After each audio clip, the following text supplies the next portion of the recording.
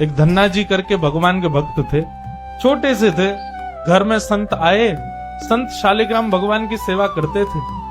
अब धन्ना जी बैठ करके देखते थे और देखते ही बड़े खुश होते थे।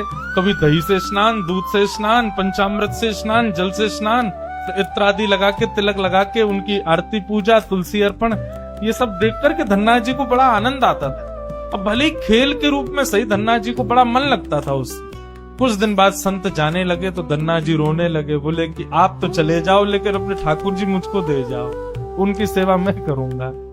अब तो इतना रोए, इतना रोए, इतना रोए धन्ना जी की संत का निकलना मुश्किल हो गया।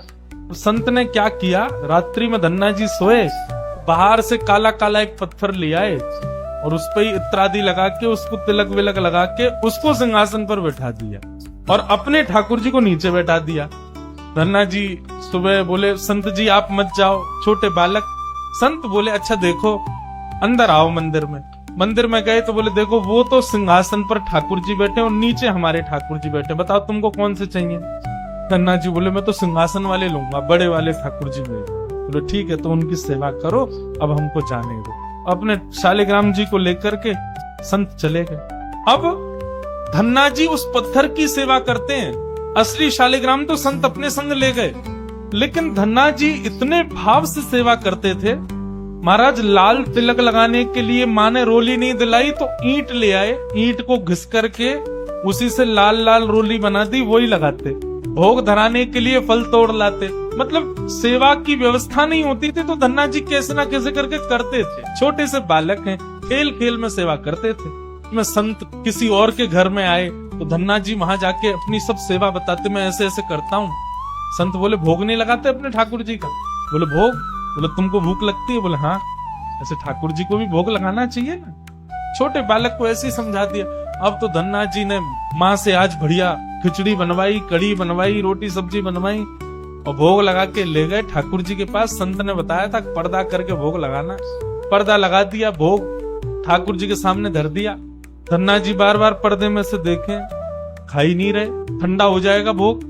ठाकुर जी खा लो जल्दी से, देखो बढ़िया गरम गरम कढ़ी लाया हूँ और खिचड़ी बनाई, मैया ने घी डाला उस पर, पालो प्रेम से।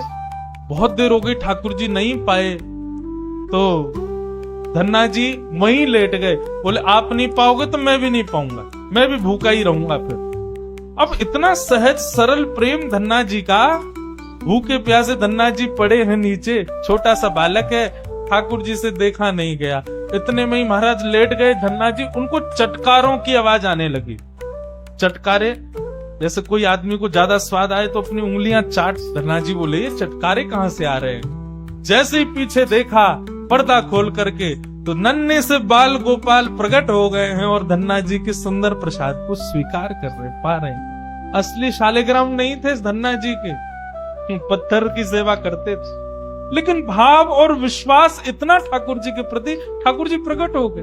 अब धन्ना जी थोड़े बड़े हो गए तो घर की गैयाएं चराने जाते थे और अपने ठाकुर जी को जेब में धर के ले जाते थे। गैया जब चरती थी तो पेड़ के नीचे बैठ के ठाकुर जी को निकाल लेते और कहते, ठाकुर जी अब कोई ना है, प्रकट है जाओ। तो ठाकुर जी प्रकट हो जाते, धन्ना जी के साथ खूब लीला करते।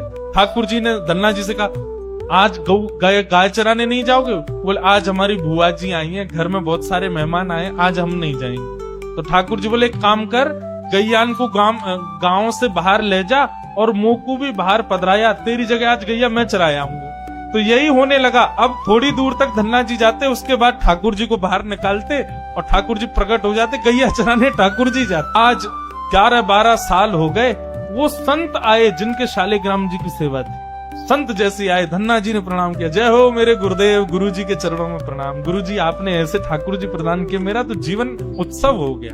अच्छा कहाँ है तुम्हारे ठाकुर जी, सेवा पूजा कैसी चल रही है, अभी तक कर ही रहे हो?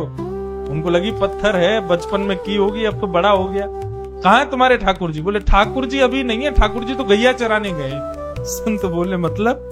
बोले हाँ, मैं कभी व्यस्त होता हूँ तो मैं ठाकुर जी को गैयाओं के संग भेज देता हूँ, ठाकुर जी गैया चराने जाते।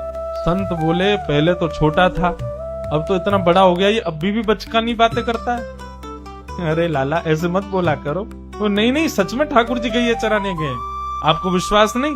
शाम को चलो मेरे संग। गुरु जी को लेकर के वन में गया तो वन में गैयाएं चर रही थी। बोले कहाँ है तेरे ठाकुर जी? अरे देखो वो दोहरी गैया के पीछे पीछे हाँक रहे हैं वाकू, पीछे पीछे चल रहे हैं वाक्य, देखो ठाकुर जी दिख तो रहे हैं। गुरु जी बोले हमको नहीं दिख रहे। धन्ना जी दौड़ के ठाकुर जी के पास गए, बोले मेरे गुरु जी आए, उनको दिख जाओ। भगवान बोले उनको नहीं दिखेंगे हम बस तुमको ही दिखेंगे, तुम्हारे सखा है तुमको दिखेंगे, सबको थोड़ी दिखेंगे। अरे भैया ऐसा मत करो। क्यों? बोले आपको और मोको एक दूसरे से मिलवावे वाले तो गुरुजी हैं। गुरुजी यदि मुझको नहीं देके जाते आपको तो आप मुझे कैसे मिलते? मेरे गुरुदेव हैं, इन्होंने ही तो मुझको दिया था आपको। ठाकुर जी रीझ गए, पुनः पुनः धन की भक्ति, ऐसा भाव। इतने में ही नील माधव नीलमणि ठाकुर जी प्रकट हो गए। दूर खड़े गुरुदेव के एक एक रोम बिलखने लगा, रोने लगे और धन्ना के चरणों में प्रणाम किया। बोले हम सच्चे शालिग्राम से प्रकट नहीं कर पाए, तूने सामान्य पत्थर से प्रकट कर दिया ठाकुर। हम अष्टयाम सेवा से प्रकट नहीं कर पाए और तूने सामान्य पत्थर घिस घिस के तिलक लगा के प्रकट कर दिया ठाकुर जी को। हम 56 भोग पधरा करके ठाकुर जी को प्रकट नहीं कर पाए, तू बेसर की रोटी खवा के ठाकुर जी को चटकारे दिलवा।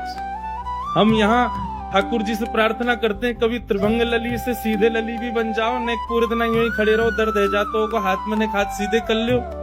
तू ठाकुर जी से गैया चरवा रहा है अपनी। धन्य है धन्ना तेरी भक्ति को।